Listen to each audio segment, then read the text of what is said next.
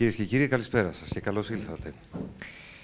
Ο Δόκτωρ Ulrich Thaler σπούδασε προϊστορική, πρωτοϊστορική, κλασική αρχαιολογία και αρχαία ιστορία στα πανεπιστήμια της Χαϊντελβέργης και του Σέφιλντ, από όπου έλαβε τον πρώτο του μεταπτυχιακό τίτλο, Master of Arts, το 2001, με θέμα που με έναν τρόπο προϊόνιζε τα κατοπινά του ερευνητικά ενδιαφέροντα. Communication Breakdown and Contribution to the Spatial Analysis of the Late Atlantic 3B Palace at Tano Eglianos in Western Messenia. Κατόπιν εκπώνησε τη διδακτορική του διατριβή στο Πανεπιστήμιο της Χαϊντελβέργης, που ολοκλήρωσε το 2009 με τίτλο Architecture of Power, Power of Architecture. Mycenaean Palaces as Document and Frame of Reference for Early Historical Social Order. Βεβαίως, στα γερμανικά. Αυτή είναι μια απόδοση στα αγγλικά. Από το 2010 ως το 2012 εκπώνησε μεταδιδακτορική έρευνα στο Πανεπιστήμιο του Μονάχου, στο πρόγραμμα Forms of Prestige in the Cultures of Antiquity, με ειδικό θέμα Palatial Wall Paintings from Tiryns, New Finds and New Perspectives. Και αυτές είναι μόνο οι σπουδές του. Καθώς ο Ulrich Thaler οργάνωσε σειρές διαλέξεων και εργαστηρίων και δίδαξε σε σεμινάρια και κύκλους μαθημάτων στα Πανεπιστήμια του Μονάχου και της Χαϊντελβέργης, καθώς και στο ίδιο το ανασκαφικό πεδίο. Επιμελήθηκε συλλογικούς τόμους επιστημονικών εκδόσεων, συνέγραψε τουλάχιστον 20 δύσκολα άρθρα και βρίσκεται στο στάδιο της έκδοσης της μονογραφίας του, που βασίζεται στην διδακτορική του διατριβή. Ο ίδιος άνθρωπος, από το 2012 ως σήμερα, είναι επικεφαλής του Γραφείου Εκδόσεων του Γερμανικού Αρχαιολογικού Ινστιτούτου στην Αθήνα και υπεύθυνος έκδοσης του Ατένισε Μιταϊλούγγεν και της σειράς Αθηνάια. Ο Ulrich βρίσκεται στην Ελλάδα συχνότατα από το 1999. Και συνδέεται στενά με τις ανασκαφικές έρευνες της Τίρυνθας, ανασκάπτοντας, οργανώνοντας, μελετώντας και τεκμηριώνοντας το νέο υλικό, αλλά και το παλιό. Για πολλούς από εμάς που τον έχουμε δει σε δράση, ο Ulrich ταυτίζεται εδώ και 10 χρόνια με το σπουδαίο ερευνητικό πρόγραμμα της τεκμηρίωσης, ανασύστασης και ερμηνείας των τοιχογραφιών της Τίρυνθας, που συνδιευθύνει με τον καθηγητή Δόκτωρα Γιώζεφ Μαράν και τη διευθύντρια της Εφορίας Αρχαιοτήτων Αργολίδας, Δόκτωρα Άλκιστη Παπαδημητρίου. Ένα πρόγραμμα που εκπονείται τόσο στις αποθήκες της Τίρυνθας, όσο και σε εκείνες του Εθνικού Αρχαιολογικού Μουσείου και που όσοι το έχουμε υπηρετήσει και παρακολουθήσει από κοντά, αισθανόμαστε τυχεροί και ανυπομονούμε να το δούμε ολοκληρωμένο. Κυρίες και κύριοι, ο Ulrich Thaler βρίσκεται απόψε εδώ, αποδεχόμενος την πρόσκληση του Αιγαία, για να μας παρουσιάσει την συνολική εικόνα, την επανεξέταση του πλαισίου θέασης των τοιχογραφιών από την Τίρυνθα. Και τον ευχαριστούμε γι' αυτό. Ulrich, παρακαλώ. Thank you.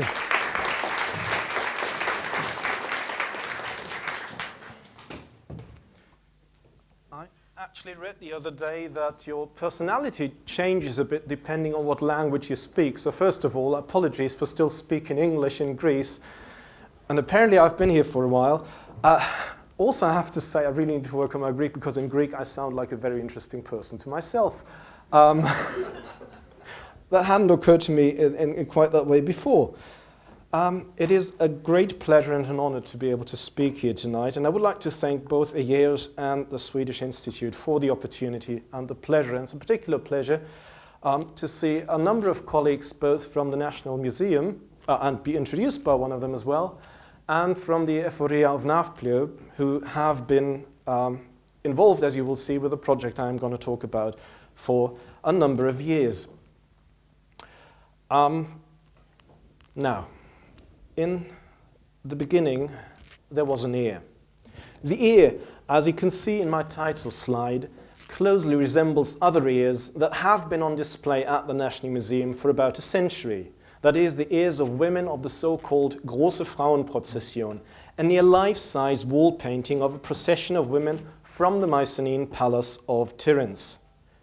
But the ear in question is only about a quarter or fifth life size.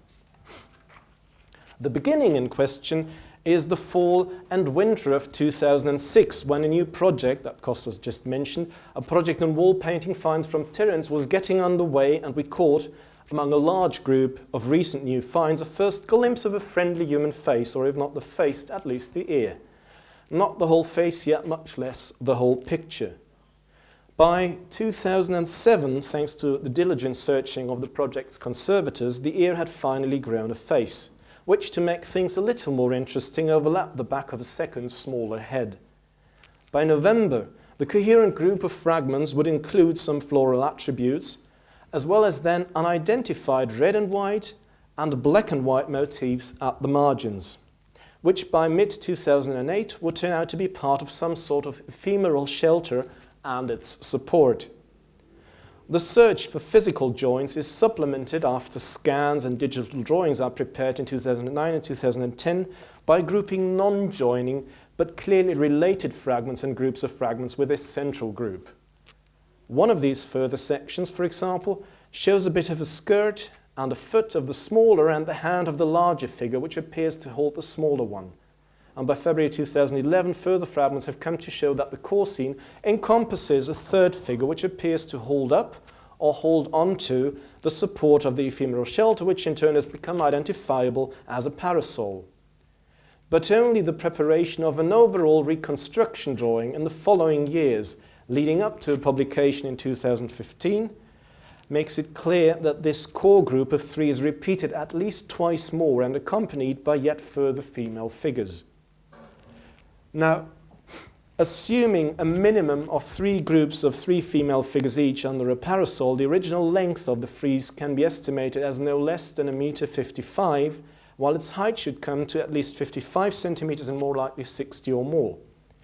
The extant fragments account for about 7.5% of this estimated minimum size. Now, we are reasonably confident in our reconstruction, but 7.5% is not what I promised in the title, it's not the whole picture.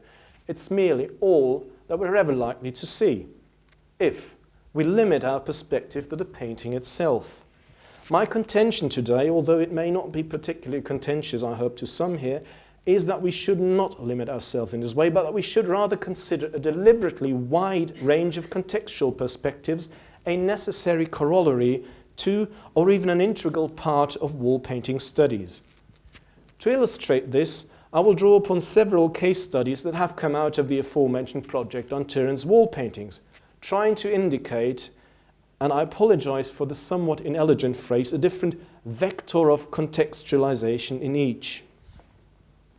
What I mean by this is that in trying to contextualize or recontextualize wall paintings, we can follow numerous different vectors, i.e. choose many different directions of contextualization. Archaeological context, plain and simple, will play a role time and again, while architectural context is a key issue in the recent research into the Frauenprozession. Via a brief detour into the role of architecture in the recursive constitution of social space, and with a borrowed case example from the Pylos throne room, this will lead to a wider outlook on spatial context. This in turn will contribute to a consideration of the wider intellectual context of images and ideology, the Bild- und Gedankenwelt, the pictorial and intellectual world in which Mycenaean wall paintings functioned. And this, in a last step, will oblige us to consider not only the social context of the depiction, but also the social context of that which is depicted. Chariot images in the Tiryns hunt scene and other media will provide the case study. Now, I hope to push a little against the restraints of the available evidence and data, but I should stress that if the title of my lecture mentions recontextualization, this is not intended in the linguistic sense of extracting text signs or meaning from their original context in order that is, to first deliberately decontextualize them in order to then introduce them into a new context, and thus recontextualize them. As archaeologists, we are mostly interested in old contexts, and so am I. And it is by rediscovering or reconstructing these that we recontextualize the objects of our specific interests. But while I will not draw significantly, or at least not consciously, on linguistic or critical theory, I will at least pay homage obliquely to Jacques Derrida's famous dictum that il n'y a pas de hors texte, that there is no out of context, in presenting a first case study that sets out from a seemingly straight and narrow iconographic problem with regard to a recently discovered medium-scale procession scene from Tiryns, only in order to arrive at a point where that detail itself will still not have become clear. I can't promise that. I can promise it won't become clear. What I hope becomes clear is the fundamental role of social context in appreciating even such a seemingly simple iconographic detail. Now, the very first contextual information I should provide, however, is on the project that this research has come out of and on Tiryns' wall paintings, starting, of course, in the beginning. When Heinrich Schliemann and Wilhelm Dörpfeld uncovered the Mycenaean palace of Tiryns in 1884 and 1885, they unearthed elaborately painted floors in some of its rooms, but no in situ wall paintings of comparable splendour.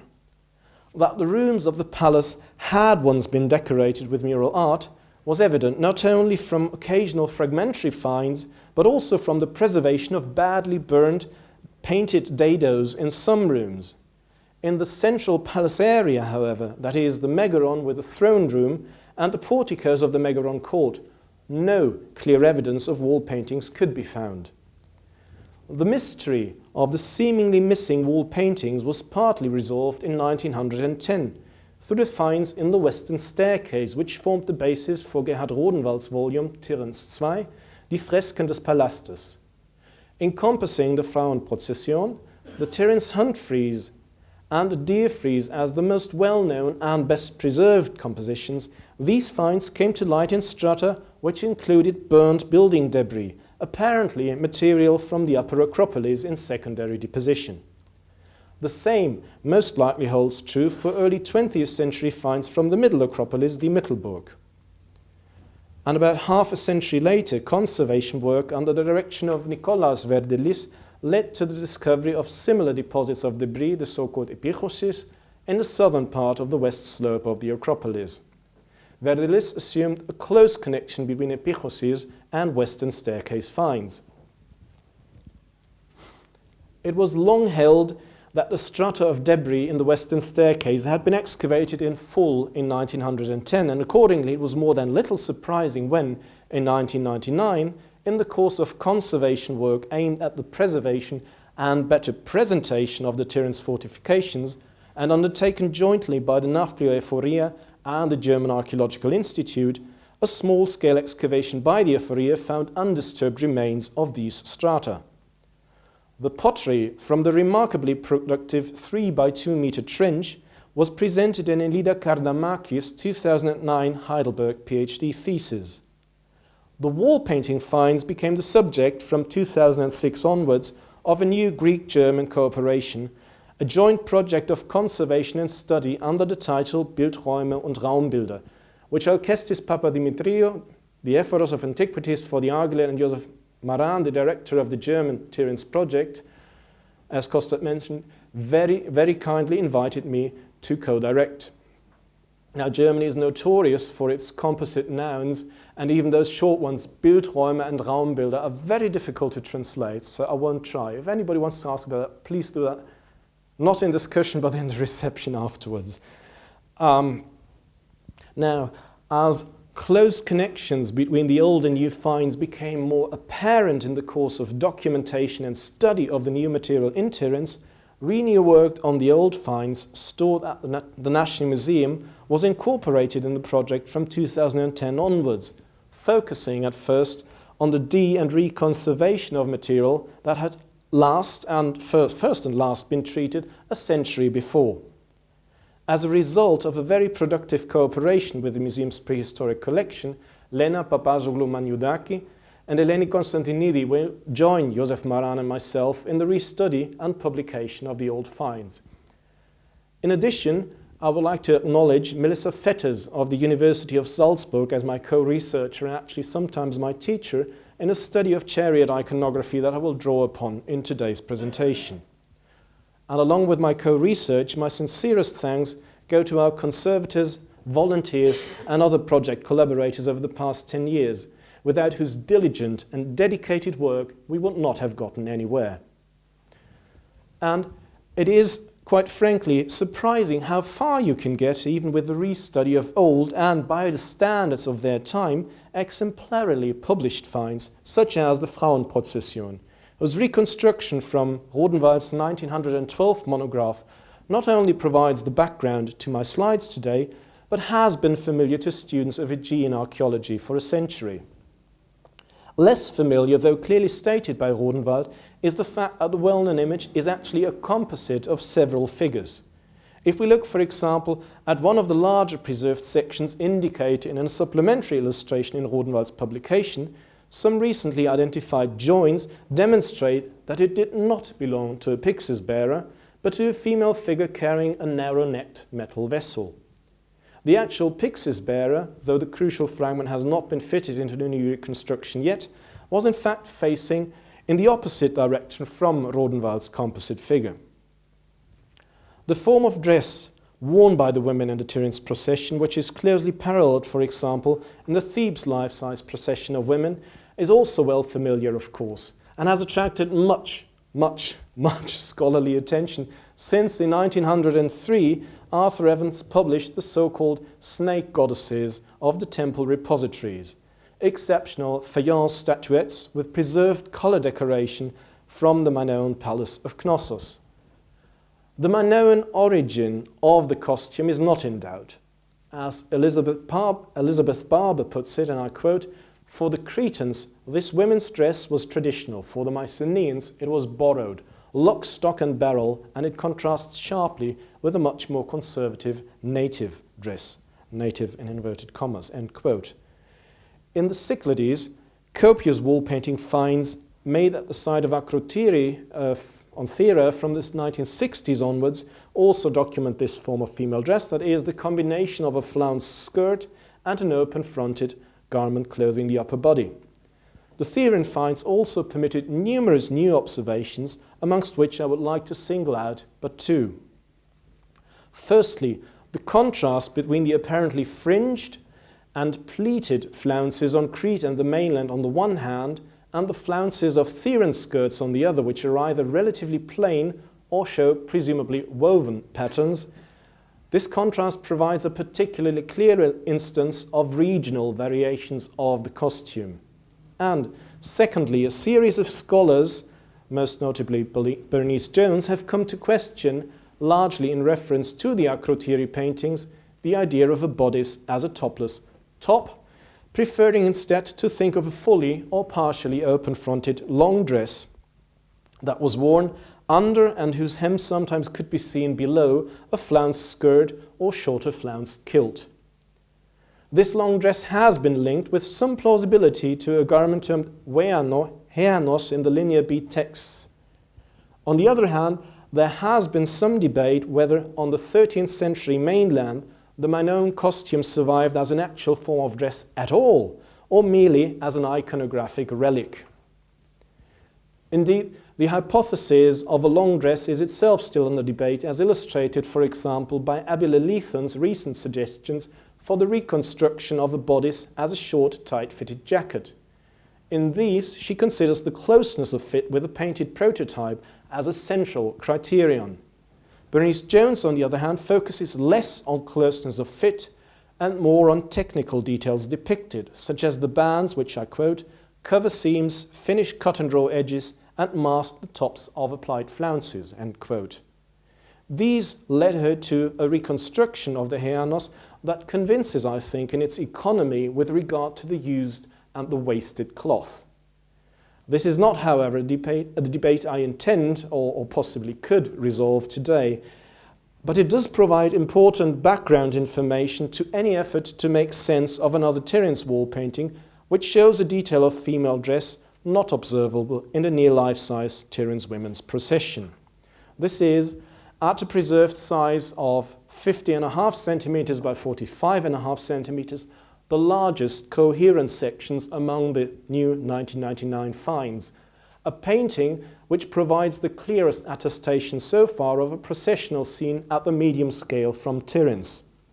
It shows, most likely beside a date palm in which a bird sits, the feet, flounced skirts and long strands of hair of two women in procession to the right, and the upper body of one of them.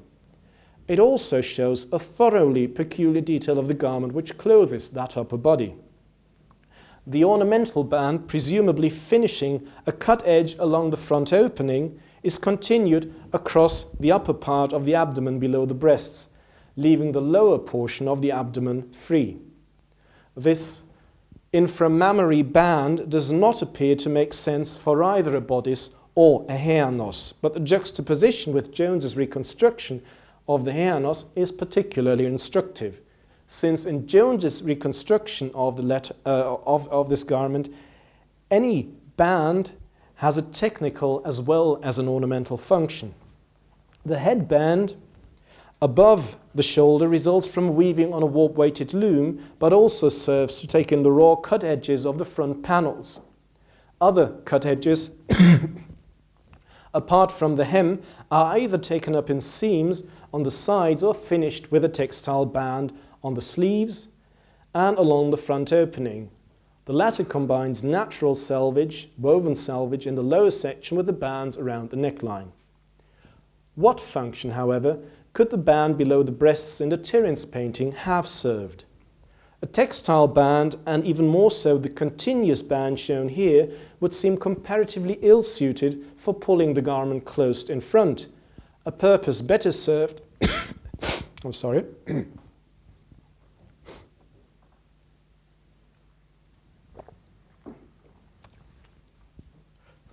Now, it does not look like something to pull the garment closed, which is a purpose that would be better served by lacing with a cord, and the latter is indeed sometimes, though rarely, depicted, for example, on the snake goddesses, which we've seen earlier. If we are unable to provide a satisfactory functional explanation of the inframammary band, we have to ask ourselves, could this detail document an actual variant of the traditional Minoan costume, and then perhaps a late Mycenaean, or even a local form? Or does it represent a mistake on the part of the painter? The latter could offer indication that the traditional Minoan costume may indeed no longer have been a common sight on the 13th century mainland, as opposed to Minoan-inspired iconography. If, of course, the unusual band below the breasts were to be found in other depictions, a one-time slip-up of the painter could easily be excluded. The corresponding evidence is not, however, conclusive, although it is certainly suggestive. In another of the recently discovered medium-scale scenes, a young girl, which you may have briefly noticed in some of the apotheke photographs before, this young girl appears to be walking in front of what we tentatively identify as a group of male palanquin bearers. Despite its small size, this female figure is closely reminiscent of those in the new procession scene in a number of respects. It shares their posture and the style and cursory execution of their hair, as well as possibly the very detail we are interested in, that is, the continuation of the textile band of her bodice/hyanos around the front of the body.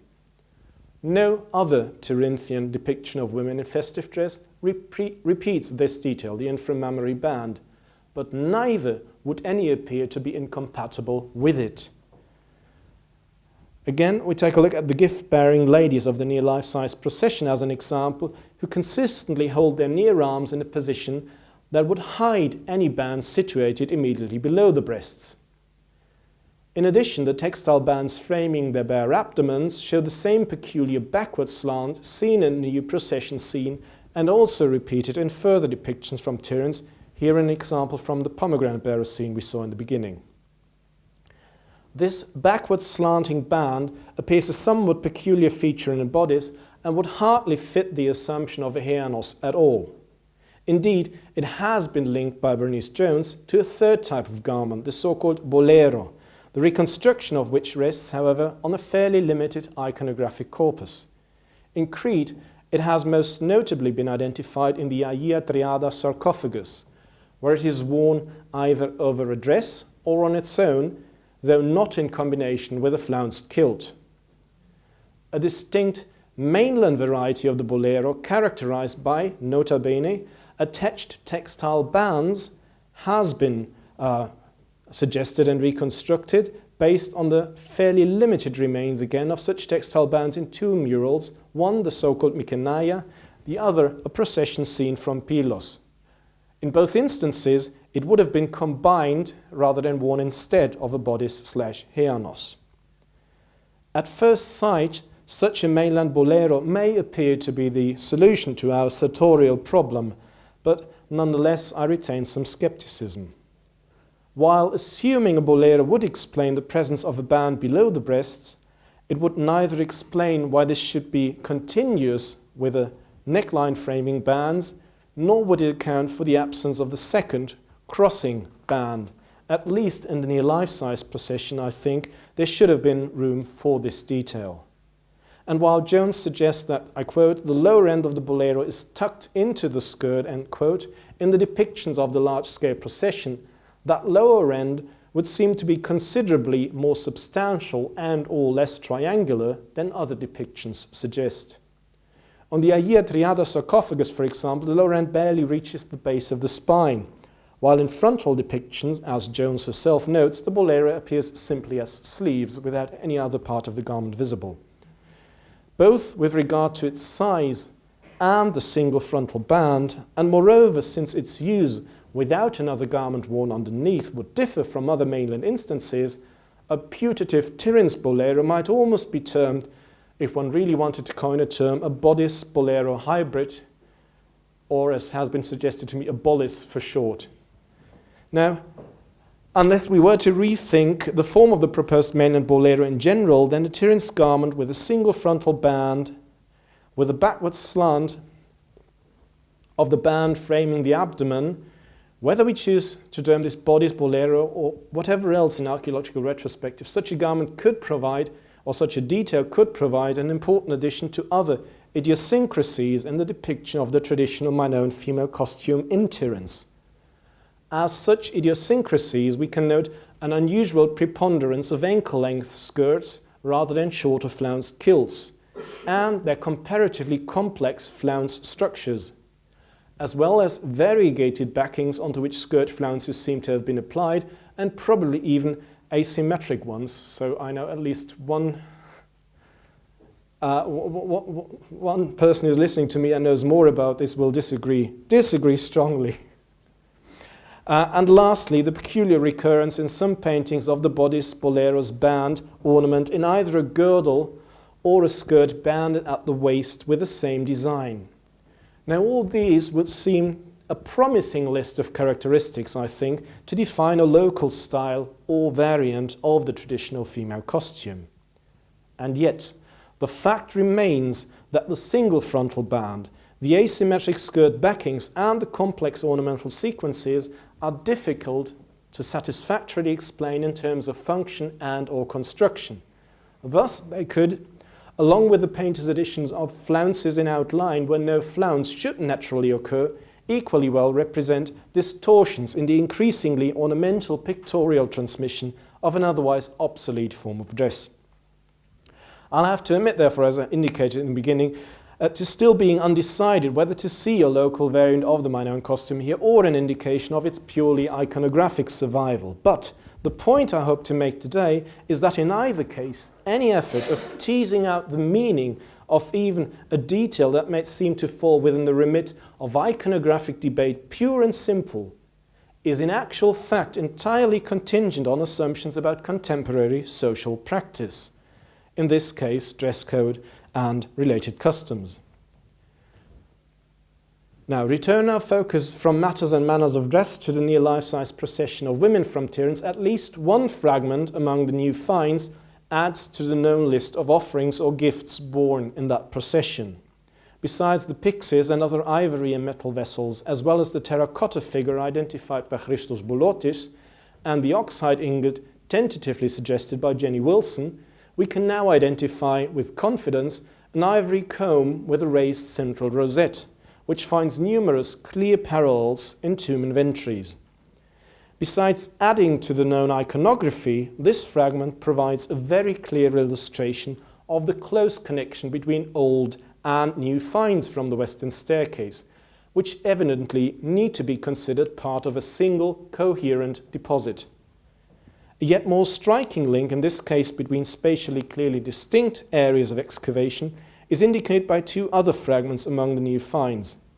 Apparently part of an as yet unparalleled depiction of a surreal and perhaps mythological underwater scene, these show marine creatures handling or tentacling and sipping from precious metal vessels.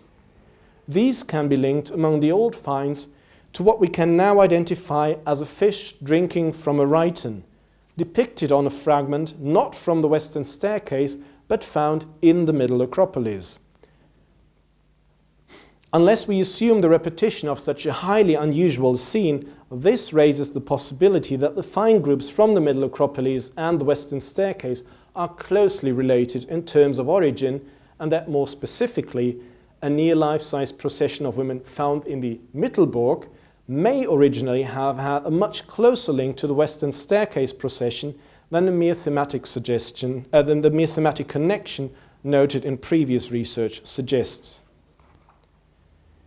Integrating a whole range of comparable observations on depositional context and plausible original context, Joseph Maran has been able to suggest an argument for the original location within the palace of the Western Staircase procession, i.e. the original architectural context. And I will briefly recap the key points. In contrast to Rodenwald's distinction of a late palace, with which he associated the majority of high-quality wall painting fragments, and a latest palace in whose mural decoration he thought he could distinguish indications of artistic decline, it is now evident that the clear majority of the known Tiryns wall paintings, and those from the Western Staircase in particular, were the paintings that adorned the palace, or the walls of the palace, when the palace was destroyed at the end of late Helladic 3b2. Their secondary deposition does not indicate renovations of the still standing palace, but occurred after its destruction. Besides the close demonstrable links between old and new finds, Elina Kadamakis' aforementioned analysis of the pottery from the 1999 excavations is crucial here, since she could clearly distinguish a late Helladic 3b2 final group of ceramic finds found in association with the wall painting fragments, and a late Helladic 3c early 1 group found in the stratum directly overlaying this deposit of palatial debris. If, however, the Western Staircase debris results from cleaning undertaken after the palace's destruction, we should expect a correlation between the extent and thoroughness of clearing operations on the one hand and the preservation of wall paintings on the other. And tellingly enough, the central palace area, and I mentioned before that Schliemann did not find wall paintings here, the central palace area is the one area where the erection of the post-palatial megaron in the megaron, building T, and the associated reuse of the megaron court were preceded by the removal of debris down to the palatial floor level. At the same time, there is only one scene amongst the wall painting finds which is clearly associated with dado fragments reaching down to the floor level and even encompassing the join of wall and floor plaster, and this is the Frauenprozession, the near life-size procession of women. From this, Maran compellingly concluded that the Frauenprozession must have belonged in one of the rooms of the megaron or in the porticos around the megaron court. His argument can be extended by a process of elimination as set out in a 2015 article by Maran, Alkestis Papadimitriou, and myself, pointing to the vestibule of the megaron as the most likely original location. For example, in the megaron's porch opening onto the court, the so-called Kianos frieze, sculpted in stone with glass inlays, formed the so-called zone of the wall, leaving no room for the painted dado that had been crucial for identifying the original location of the Frauenprozession. Placing this procession in the vestibule offers a fascinatingly close parallel to the situation at the Palace of Pylos, where the so-called vestibule procession has long been understood as a kind of signpost for movement into the throne room. In Tiryns, however, we might be facing a bit of a problem with overcrowding. Since no less than 5 doors pierced the walls of the Tiryns vestibule, the hypothetically available wall space is fairly limited. On the right-hand side, as one enters, a maximum of 7 figures in procession towards the throne room's door would have found place, and a mere 5 on the left side of the room. Rodenwald established clear evidence for 4 figures on both sides, but suspected 4 figures each on both sides, but suspected wahrscheinlich sehr viel mehr Figuren, probably many more figures. And since it appears that he quite literally did a head count of the figures, it stands to reason to try and establish minimum number of individuals based on other elements in order to test the proposition of an original location. This is still work in progress, but what I can present today is a kind of worst-case scenario based on two assumptions. Firstly, as hinted at as a possibility earlier, that the fragments of the procession scene from the Mittelburg, from the Middle Acropolis, actually do belong together with those from the Western Staircase. And secondly, that the bodice bolero heanos and the skirt of each figure would have shown the same band ornament, an assumption which is plausible in some other paintings and clearly disproven in others. In this worst-case scenario based on dress ornaments, we would have to accommodate no less than 14 figures overall, and at least 6 of them on the left-hand side of the vestibule, which, as stated before, has room for no more than 5.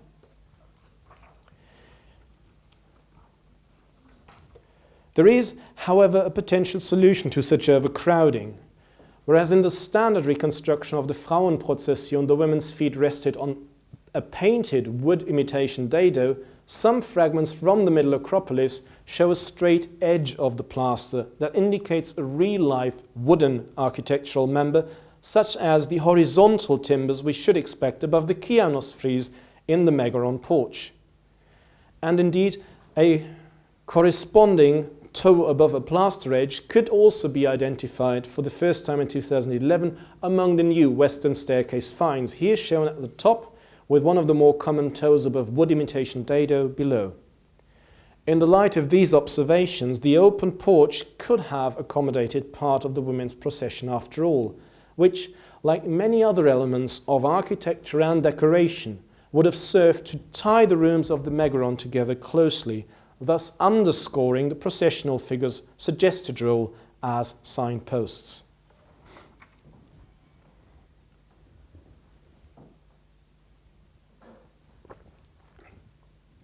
Now, to better appreciate the role and function of wall paintings in an architectural context, I will take a bit of a detour away from the Tiryns paintings, first into architecture to see how specific roots were inscribed in and prescribed by Mycenaean palatial architecture as both a product of and a setting for social interaction, and then secondly, all the way to the Western Peloponnese to Messenia and Pylos. The interplay of channeling and distancing in Mycenaean palatial architecture, achieved by sometimes subtle and at other times more direct means, is a topic I have discussed at some length elsewhere, and therefore I will today limit myself to some exemplary observations with regard to Tiryns only to indicate more broadly observable design principles. A heat map of visual integration, for example, in which red denotes the best integrated areas, documents the strong focus on a canonical axis route towards the Megaron, while numerous changes of direction along this route, which virtually spirals in towards the Megaron, serve as a distancing element. The same holds true for the linear sequence of no less than 3 courtyards with interposed gate buildings that a visitor needs to cross en route to the throne room. How the seemingly contradictory principles of distancing and channeling are reconciled is best seen as mapped by Michael Küpper and as already quite concisely captured in the reconstruction drawing in Kurt Müller's 1930 monograph in the way the outer propylon directs the visitor's gaze towards the inner propylon as the next way station. That the facades of the 2 propyla with 2 columns in antis reflect and foreshadow that of the Megaron itself provides an additional visual bracket. At the same time, the changes of direction at the propyla and at comparable viewpoints en route ensure that any insight beyond the very next way station is always withheld from the visitor. Differentiated rights of access are commonly accepted as a key element in the functioning of Mycenaean palatial architecture, and the gate buildings form obvious places to also physically enforce such distinctions. A similar indirect routing of visitors and a similarly elaborate architectural design to bring it about can even be made plausible within the palatial megara themselves. In Tiryns, a column blocks the direct line both of view and of movement between the throne room's door and the emplacement for the throne, while the stone base of the throne is framed by ornamental bands in the painted decoration of the floor, which leave literally not even a place to stand between the central round hearth and the throne. The secondary megaron at Tiryns even displays a continuous ornamental border separating the eastern part of its throne room with the throne from the rest of the room. In the Mycenae megaron, Rodenwald reconstructed a plausible sequence of wall painting scenes encompassing preparation for battle, a chariot ride to the battlefield, and finally, though that has been debated, a pitched battle centered on a city or large architectural complex. This sequence would have unfolded in clockwise fashion along the west and north wall of the megaron. And in Pylos, a very fragmentary wall painting in the throne room may have, as it were, continued the vestibule procession and led it, as well as visitors, to the side of the room opposite the throne. A position opposite the throne and across the hearth is not only a plausible point at which visitors may have entered into direct interaction with the enthroned ruler, it is also certainly the best and arguably the only point within the throne room from which to fully take in the wall painting composition of antithetical lines and griffins and the architectural setting centered on the person of the enthroned ruler. As John Bennett lucidly remarked, this composition only worked when the Warnax was physically present on the seat, his authority enhanced by the focalizing griffins and felines to either side of that seat. This very carefully composed view across the round central hearth towards the throne is, in my opinion, the iconographic centerpiece of the Pylos Palace, and although we do not know its exact Tiryns counterpart, winged creatures and possibly griffins are attested at different scales at Tiryns too. Besides, and partly due to its central role, the carefully composed view at Pylos also offers a very helpful starting place for trying to trace the dissemination of Mycenaean palatial iconography beyond the palaces themselves. Along with the lion gate relief at Mycenae as a monumental comparandum, the mise-en-scène of the Pylos throne room finds numerous iconographic parallels in seals and ceilings, where griffins can in general be considered paradigmatic equivalents of lines in syntactic terms. These seals and ceilings permit us to discern additional layers and aspects of meaning, for example, the close connection of the ruler and a female goddess, presumably Potnia as a deity that did not survive into classical times and may have disappeared with the palaces. This is evident in terms of composition from the paradigmatic relation of the enthroned Warnax and the divine figures within the antithetical scheme. Now, we could look into layers of meaning and aspects of composition more deeply, but I would like to draw your attention to a different, though related point. As they are for our understanding, the depictions on seals must have been crucial for the contemporary observer's understanding of the view across the hearth towards the throne, and thus for the dissemination of the iconography itself. 2 points are of particular interest in this regard. Firstly, we need to consider not only the seals themselves, but also the ceilings impressed with them. Impressions of so-called heraldic motifs closely linked to the throne room scheme are present in all of the larger caches of Mycenaean ceilings as yet found. In Mycenae itself, heraldic pairs of animals are even the most common iconographic theme on ceilings. Since ceilings served to extend the palace's administrative control far beyond the palace as an architectural entity, they also ensured a wider geographic and most likely a wider social dissemination of palatial iconography. And that impressing a ceiling is by its very nature an act of iconographic replication just underscores this point. Secondly, and more importantly, we need to look at seals which were most likely not used sphragistically, i.e. not instruments of control. In contrast to precious metal rings and hard stone seals which were used by the palace administrators, soft stone and glass paste seals appear to have served purely as ornaments and amulets. And still, antithetical lines appear on glass paste seals, that is, in a form that allowed serial production. The geographical distribution of glass paste seals adds an interesting perspective. Besides a palatial centre like Mycenae, find spots include not only peripheral sites, but also peripheral regions in which the existence of a palace is undocumented and partly unlikely. If we map only those glass paste seals, a limited group admittedly, with antithetic lines, the periphery is even more strongly represented with 8 seals from 5 sites. Furthermore, even within this limited group, there are pieces from the same workshop and most likely even from the same mould.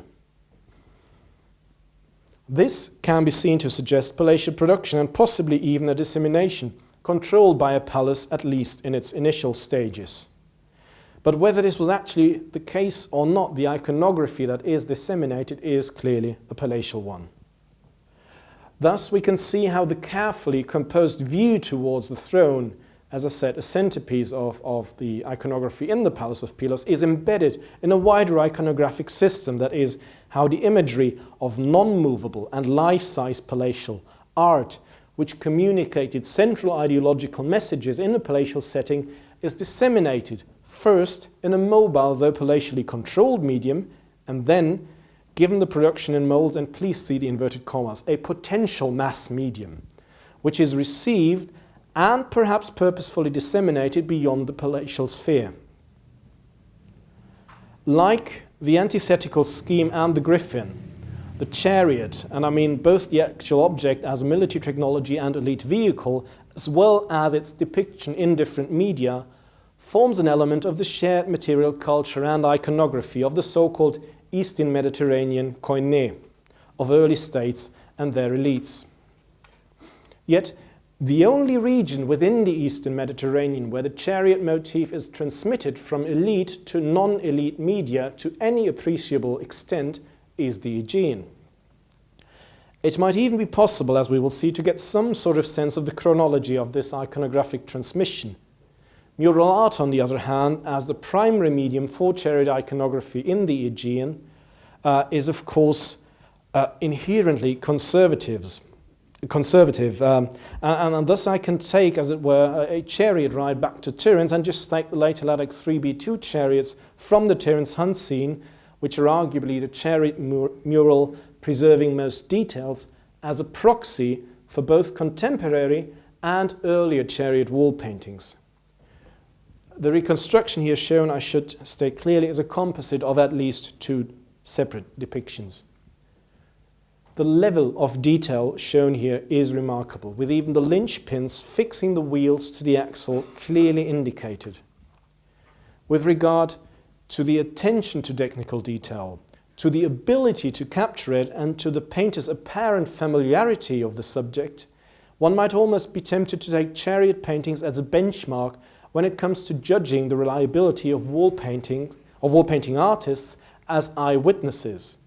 Not least, of course, if we compare this to more problematic depictions such as the Tiryns Bollis.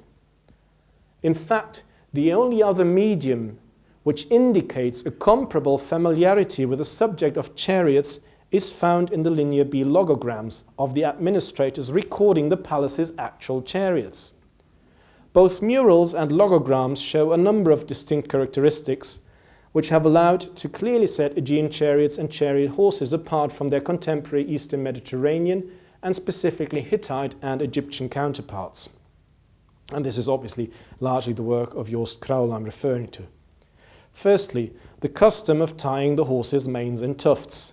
Secondly, the fact that 4-spoke wheels, and I realize my Egyptian example is not a good one, that 4-spoke wheels remained in general use in the Aegean when 6-spoked wheels had become the norm in the East Mediterranean. Thirdly, the semicircular wings of uncertain function attached to the chariot box, which gave the so-called dual chariot its distinctive shape.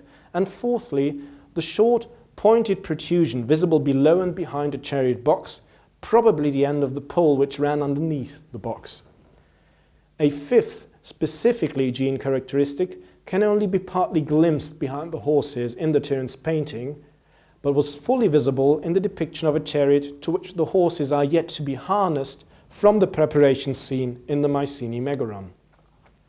This fifth Aegean characteristic is the composite traction system, in which the pole was reinforced by a pole stay.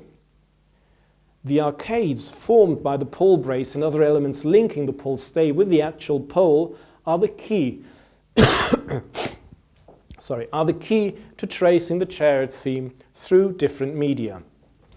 For these arcades, for example, are still clearly visible on a late Helladic 2a ceiling from the Vaphiothos in Laconia, whereas on the late Helladic 3a bird attack crater, the omission of the pole, that is the actual pole itself, turns the arcades into a sort of pennant suspended from the pole stay.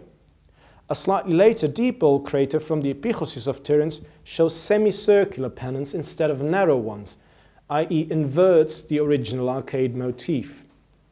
In a further step, these semicircles find their way from above the draft animals' backs onto their bodies and sometimes necks, both in vase painting and on terracotta models, again with examples from late Helladic 3b2 Tiryns.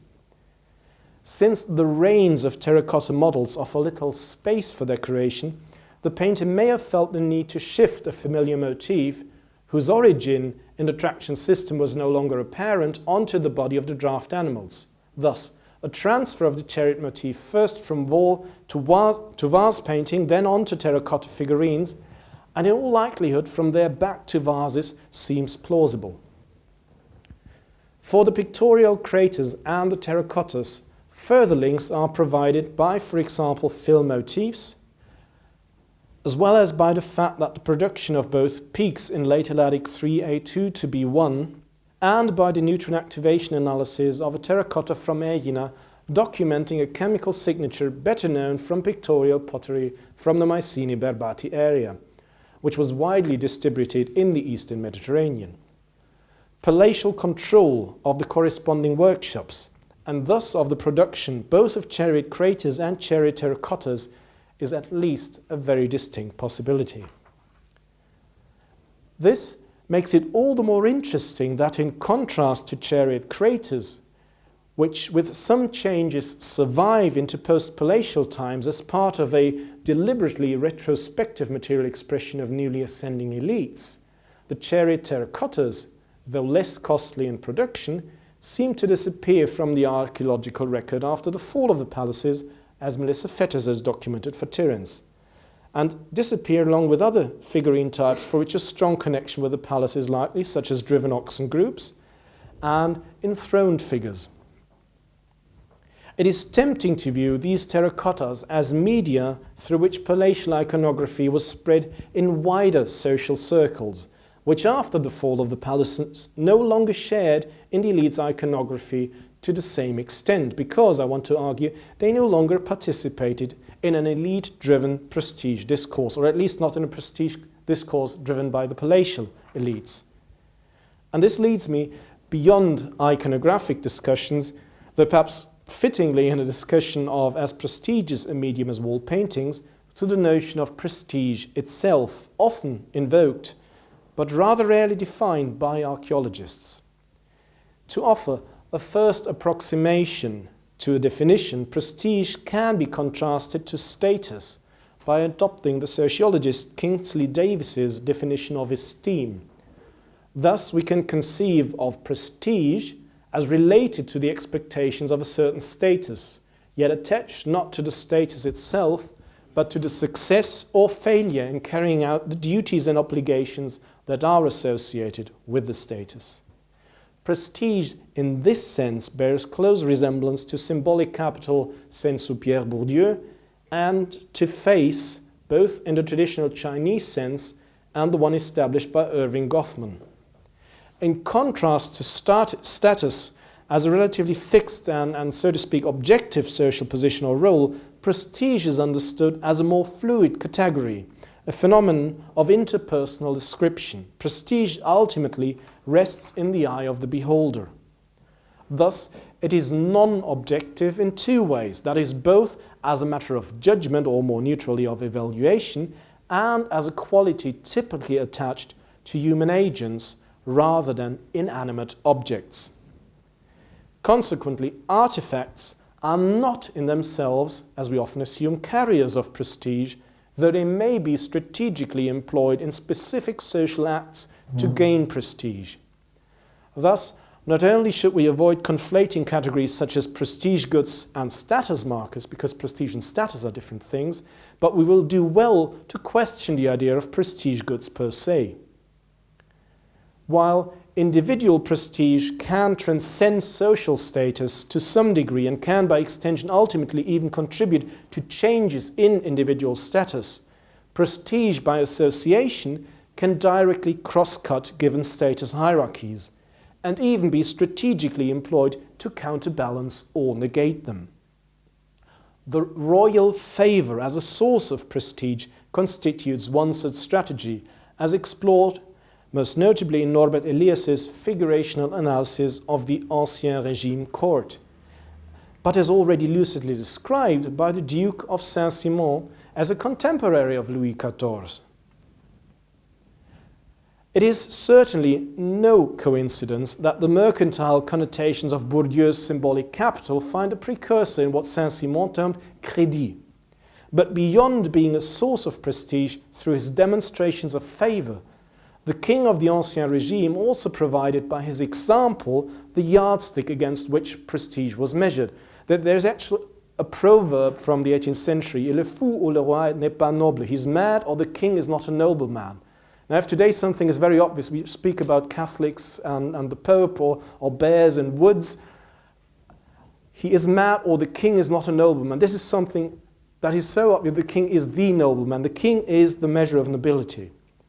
Now, what I think we can take away from these considerations is, firstly, the conclusion that in archaeological discussions of prestige, it is specific social acts, and in particular ones that are public, communicative, and in some way open to manipulation, that we need to focus our attention on, rather than any so-called prestige goods as such. And secondly, we see, though control of exotic goods and imports certainly never hurt any political agenda, we see that Bronze Age rulers did not need to establish what has been called a prestige goods economy to become both the giver and the measure of prestige. As to Mycenaean chariots, the exclusive or near-exclusive palatial control of real-life chariots certainly makes their discussion as status symbols less promising than one highlighting matters of prestige.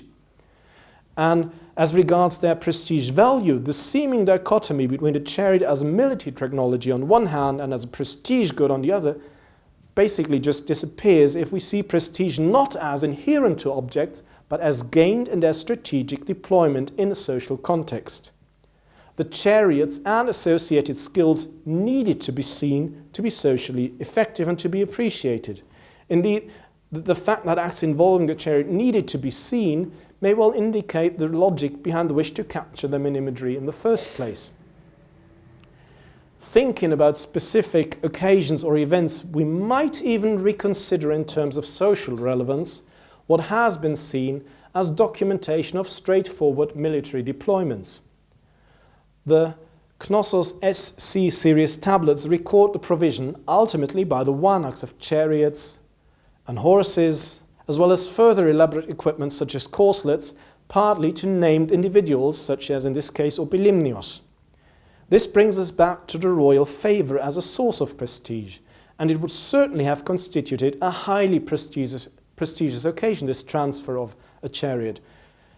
While the repeated occurrence of the toponymic adjective aminisio from amnisos reminds us to consider the impact that is the prestige gained within those local communities from which the recipients of the royal favour came. Such events may have been the point of reference against which chariot iconography in non-palatial media, that is beyond wall paintings and metal as well as hard stone seals, became meaningful to the contemporary observer, whether as mementos or as suggested by their occasional appearance with child burials, not as the expression of what has been achieved, but as expressions of hopes and ambitions. In both roles, they find potential counterparts in the context of palatial feasts, and more specifically in the kilikes stocked at the palace of Pylos in their thousands, which show clear signs of mass production while often being preserved in mint condition, which has led Bartek Lis to suggest that they might have been routinely given to participants in palatial feasts as mementos. The suggestion is made more plausible by Lisa Bendoll's observation that, despite their lack of elaboration, these palatial kilikos seem to have engendered local imitations at some sites within the Pelion territory. I would like to suggest that such visual reminders of palatial events, as well as of the palace's decoration, images, as it were, to take home, and in particular that the adoption or reception of palatial iconography, which we could trace through different media in 2 case studies, reflect an acceptance of social norms propagated by the palace, and more specifically of a habitus which found its ideal representatives in the palatial elite and the monarch himself. If this holds true, then any effort to excel amongst one's peers, be it at the local or regional level, means entering into a prestige discourse in which the palace is, as we've seen for the Ancien Régime court, is the ultimate yardstick and final arbiter. Thus, social ambition among the ruled would have translated into a competitive conformity with the palace, with the model of the palace and thus the ruler. And from the latter's perspective, it is obviously difficult to imagine a more desirable form of social cohesion than such competitive conformity. Now, if we take a step back from concrete interpretations to look at the more abstract phenomena, i.e. at the close connections between different media, at the way certain iconographic themes travel across media and thus may have to be approached by considering them in a transmedial perspective if we are to grasp them more fully, then we are beginning to grasp a phenomenon that, in modern and therefore admittedly anachronistic terms, we might refer to as the multimediality of Mycenaean iconography. In communication theory, one central concept is that of redundance, that is, of transmitting the same message through several channels. This is certainly one important aspect of what I'm referring to, but the interplay of different media and multimediality clearly goes beyond redundancy, beyond mere repetition and reinforcement. This is a topic, however, that can hardly be fully developed or set out into case studies, and which I therefore hope to look into more deeply in the future.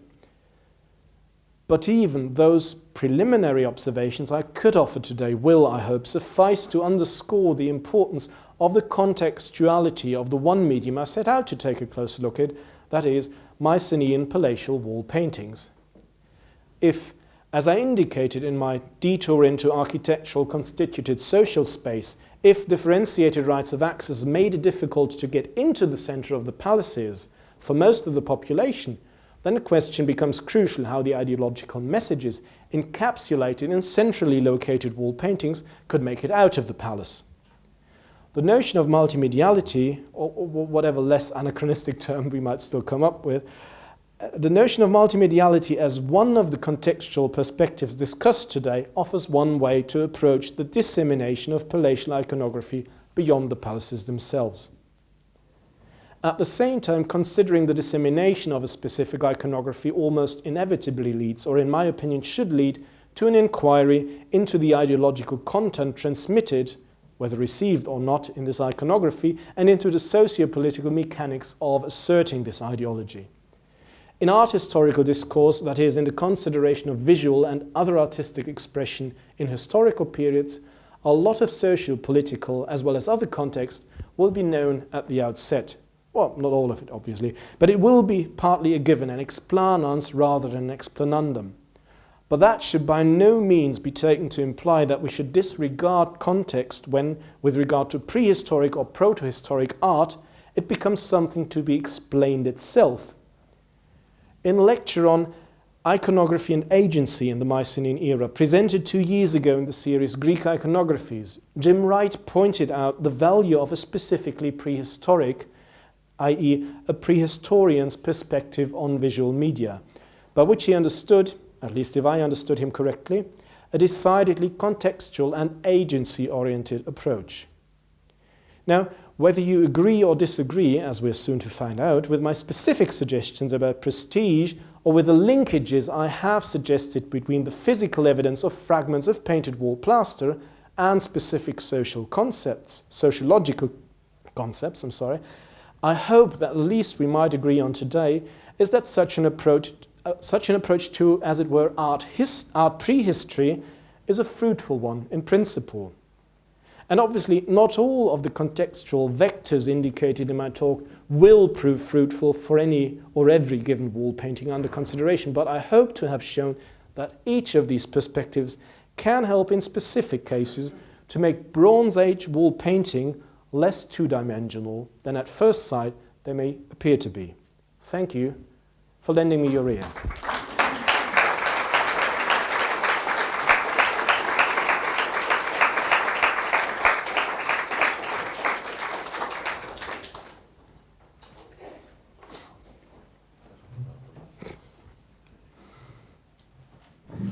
Ulrich, thank you very much for this dense and informative and sophisticated presentation. It looks like if you had much more time, you would say much more than that. It looked like this was the brief result of much work. So I'm sure there must be comments and questions to give, and I see already hands raised. Christos Boulotis, maybe the first to comment or question. Εγώ θα μιλήσω ελληνικά. Νομίζω ότι οι περισσότεροι καταλαβαίνουν και ο Ulrich και χαίρομαι που καταλαβαίνει και μιλάει ελληνικά. Λοιπόν, θα ήθελα πρώτα απ' όλα πραγματικά να εκφράσω, πιστεύω, εκ μέρους όλου του ακροατηρίου, έτσι, τα θερμά μου συγχαρητήρια. Ήταν μια ολοκληρωμένη, σύνθετη παρουσίαση μιας ακόμα πιο σύνθετης προβληματικής. Βέβαια, με όλα αυτά που μας είπες, αγαπητέ μου Ulrich, άνοιξες τους ασκούς του αιώλου. Τεράστια προβληματική, το κάθε ένα από αυτά τα σημεία τα οποία έθιξες και όσο γινόταν στα πλαίσια του χρόνου ανέπτυξες, είναι πραγματικά θέμα ειδικής μελέτης. Εγώ απλώς θα κάνω μερικές μόνο, πολύ μικρές παρατηρήσεις για να δοθεί, πιστεύω, οι περισσότεροι έχουν απορίες ή ερωτήματα, για να μας δοθεί η δυνατότητα διαλόγου.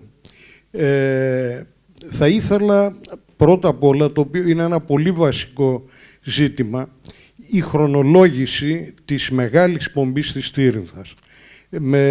Ξέρουμε ότι βρέθηκε στη δυτική κλίμακα, στο δυτικό κλιμακοστάσιο και αυτά, και ο Ρόντεμβαλτ, όπως σωστά επεσήμανες, πίστευε ότι ανήκουν στο διάκοσμο της τελευταίας φάσης του ανακτόρου ή του τελευταίου ανακτόρου. Προτελευταίο. Ναι. Κατά το Ρόντεμβαλτ. Ναι, όχι. Τι πιστεύετε εσείς τώρα, και με βάση την μελέτη της κεραμικής από τη Βέσταπχανγκ που έκανε η Καρδαμάκη, ποιο είναι? Η κεραμική βρέθηκε μαζί με κεραμική της 3Β τέλος και της ιστεροελλαδικής 3Γ. Ρωτάω. Αυτό είναι βασικό για να συνεχίσω μετά. Okay, well, first of all, let me say in English, I'm sorry. Yes, there are many little details which I'm trying to pull together, and basically you can attack me on any one of them, and probably with half of them there's a good... You may find a good reason to do so.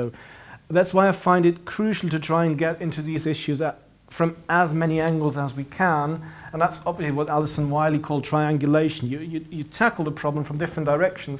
So basically, if your feet are cut out from under you on any specific strand of argument, you still have feet to stand on. I need a few more feet with some bits of what I presented. About the dating of the Frauenprozession. First of all, let's be very clear that the Westabhang is a confusing category. There are many publications, and I think we can't repeat that often enough, which conflate the epichoses and the western staircase. Those are two distinct deposits. Whether we agree with that it is that they belong together is another issue. I think there's a good reason to assume that, but that would need further study. As to the dating of the Frauenprozession, and specifically the one from the western staircase, that's been perfectly clear in Elina's PhD thesis. The fragments are associated with late Helladic 3B2 final pottery. 3B2 final. The very latest palatial pottery we have in Tiryns, and they're overlain by a package with late Helladic 3C, early 1. I keep getting confused with those minute distinctions, but the very earliest post-palatial we could find. So obviously, they must have been on the walls at the very point the palace was destructed. The time when they came, when they were put on those walls, obviously, is something we don't get along this route, but basically, if we assume that the palace itself is a mid-13th century building project, then... And then we can suppose, for example, we can date the painting of the frieze, of the Frauenfrieze, about the middle of the 13th century. In all likelihood, yes. Yeah. Then I think that to this direction shows or... Ναι, μας οδηγούν τα αντικείμενα που μεταφέρουν οι μορφές. Και πιστεύω ότι υπάρχει μία ανεκδοτολογική ανταπόκριση ανάμεσα στα αντικείμενα που μεταφέρουν και στην ζωγράφιση της πομπής. Για παράδειγμα, όπως πολύ καλά, δεν το ανέφερες εδώ, αλλά το ξέρεις πολύ καλά, ότι η ελεφαντοστέινη πυξίδα που μεταφέρει μία η μορφή, δεν κατάλαβα γιατί της αλλάξατε θέση, τη βάλατε να κοιτάζει προς τα αριστερά, σε αντίθεση με τον Ρόντεμβαλτ που την είχε σε κατεύθυνση προς τα δεξιά. Έχει το ακριβές παράλληλο, το παντάν, στην πυξίδα από τον τάφο του Μενιδίου. Με βάση τη χρονολόγηση του τάφου του Μενιδίου, σίγουρα η πυξίδα αυτή πρέπει να είναι τουλάχιστον στα μέσα ή λίγο πριν τα μέσα του 13ου αιώνα. Επίσης, το χτένι που έδειξες, που είναι σίγουρα ελεφαντοστέινο, μας έδειξε ένα κομμάτι, έχει πολύ σημαντικά παράλληλα γύρω στο 1300 ή... ναι. Και αυτό είναι ένα άλλο χρονολογικό στοιχείο. Επίσης, το αγγείο που με συγχωρείτε, δεν θα πω πολλά, μόνο αυτό γιατί είναι βασικό, το αγγείο που βάλατε να μεταφέρει μία γυναικεία μορφή, αν θυμάμαι καλά, από τη δημοσίευση του Ρόντεμβαλτ, αλλά και στο Εθνικό Μουσείο που το είχα δει στα νιάτα μου, είναι κίτρινο, που με βάση τους χρωματικούς κώδικες της εποχής παραπέμπει περισσότερο σε χρυσό. Θα ήθελα εδώ να πω, για να το χρησιμοποιήσετε, υπάρχει και ένα άλλο κομμάτι από την κοιλιά αυτού του αγγείου, δεν το έχετε βάλει, που μας βγάζει το σχήμα του αγγείου. Δεν είναι almost globular όπως το έχετε βάλει, αλλά έχει τη μορφή πρόχου. Λοιπόν, κλείνω με αυτό και θα ήθελα μετά να επισημάνω ότι ο χώρος της ένδυσης των γυναικών, στην οποία έδωσες μεγάλη έμφαση και με εξαιρετικά σχέδια, πάρα πολύ ωραία, πρέπει να ομολογήσουμε ότι είναι μια προβληματική εξαιρετικά περίπλοκη. Η Jones μας έχει δώσει πολύ καλές δουλειές και προσπάθησε όντως να αναπαραστήσει, να μας δώσει τρισδιάστατα τα ζωγραφικά ενδύματα, αλλά πιστεύω ότι υπάρχουν σε πολλά σημεία, σε λεπτομέρειες, ενστάσεις. Για παράδειγμα, από το 14ο αιώνα και εξής, από τα μέσα περίπου, με τη σαρκοφάγο της Αγίας Τριάδας, μαρτυρείται πια σαφώς ο τύπος της αισθήτας που κατεβαίνει κατακόρυφα και έχει frontal vertical band. Αυτό το μοτίβο πιστεύω ότι υπήρχε και στην πομπή της Κνωσού. Η κεντρική γυναικεία μορφή, the so-called goddess, η οποία δέχεται τους δωροφόρους, δεν πιστεύω ότι φοράει flounced skirt, αλλά ένα τύπο σαν κι αυτό από την σαρκοφάγο της Αγίας Τριάδας, που τον ξαναβρίσκουμε στην Πύλο στη λεγόμενη πρίστες που στέκεται μπροστά στη White Goddess, η οποία όμως δεν είναι από την από την τελευταία περίοδο του ανακτόρου, αλλά βρέθηκε σε ένα σουτ, σε έναν αποθέτη έξω από το ανάκτορο. Τώρα, όσο για τον Bodies, όσο για τον Bolero που αναφέρεις, δεν ξέρω εικονογραφικά πώς μπορούμε, αυτό για παράδειγμα που φοράει για σένα είναι Bodies ή Bolero που φοράει η γυναίκα. Είναι δύο διαφορετικά είδη ενδύματος, γιατί το Bolero συνήθως είναι κάτι το οποίο πέφτει λίγο ελεύθερα στον ώμο και στη γραμμική Β έχουμε δύο όρους, το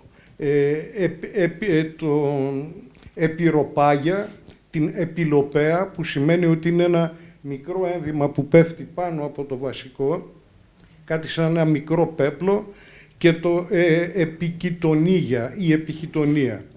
Επίσης δεν είμαι καθόλου σίγουρος αν ο εανός της γραμμικής Β το δέχονται πια όλοι άκρητα, χωρίς πολύ τέτοια, ότι ο εανός είναι το γυναικείο ένδυμα που δέχεται και η Jones.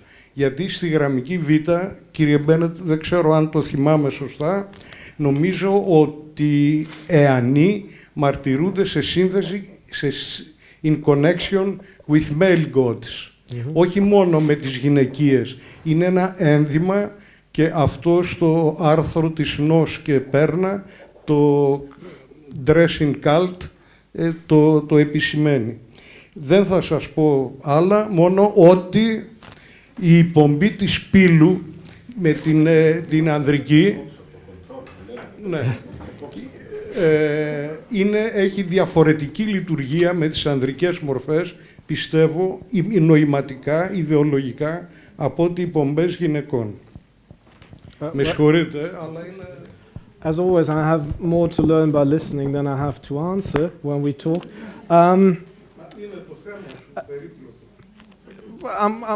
I'm working at it.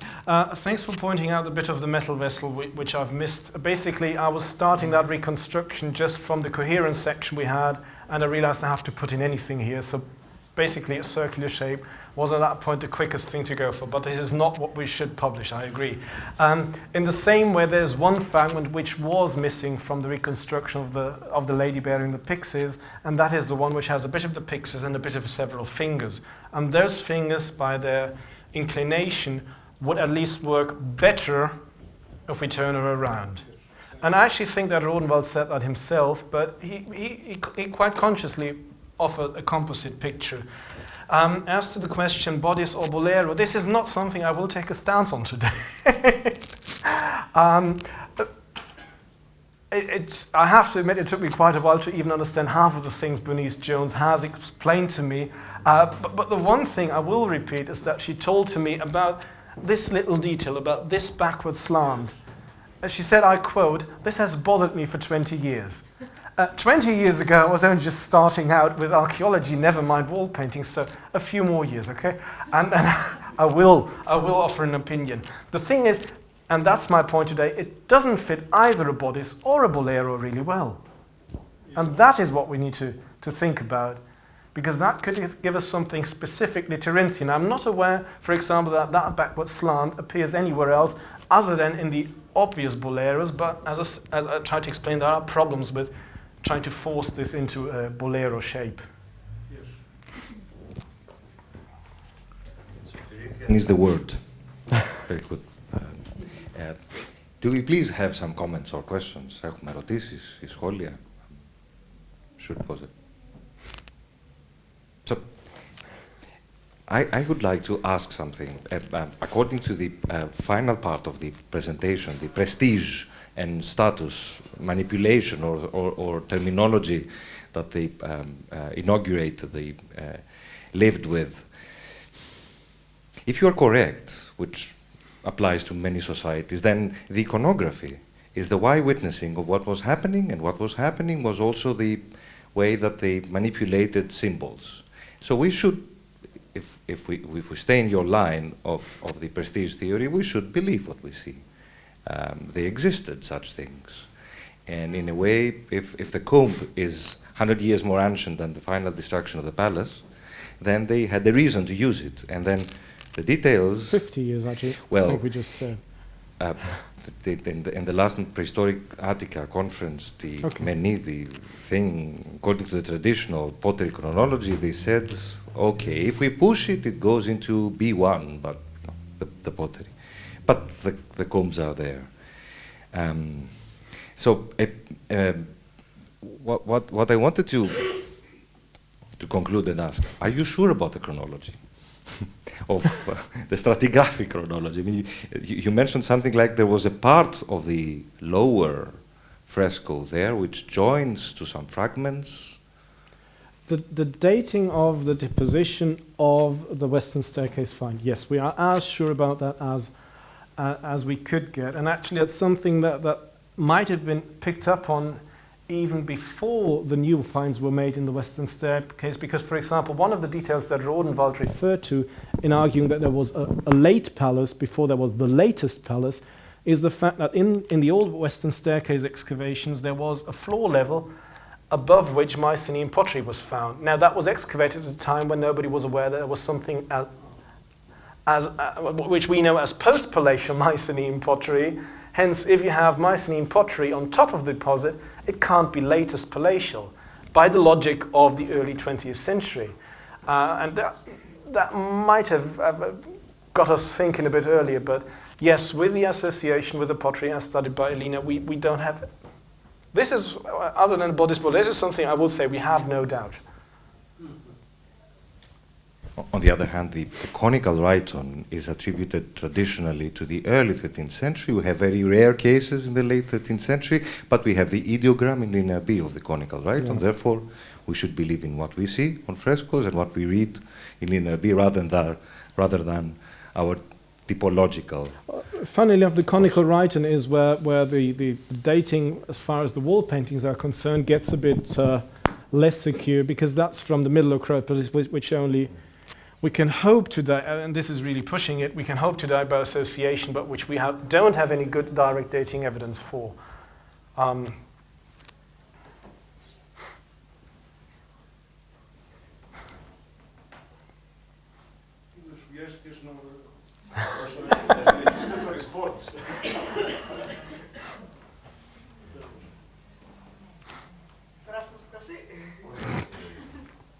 Κυρία Ιωάννα Μουτάφη, θα κάνετε τον επίλογο για τις επόμενες διαλέξεις. Να ευχαριστήσω και εγώ τον Ulrich εκ μέρους όλων μας και να ευχαριστήσω πάρα πολύ το Σουηδικό Ινστιτούτο. I would like to thank on behalf of the Aegean Committee the Swedish Institute once again, because this is our last Aegean lecture for the winter term here. During April we won't have one, we will be celebrating Easter long term.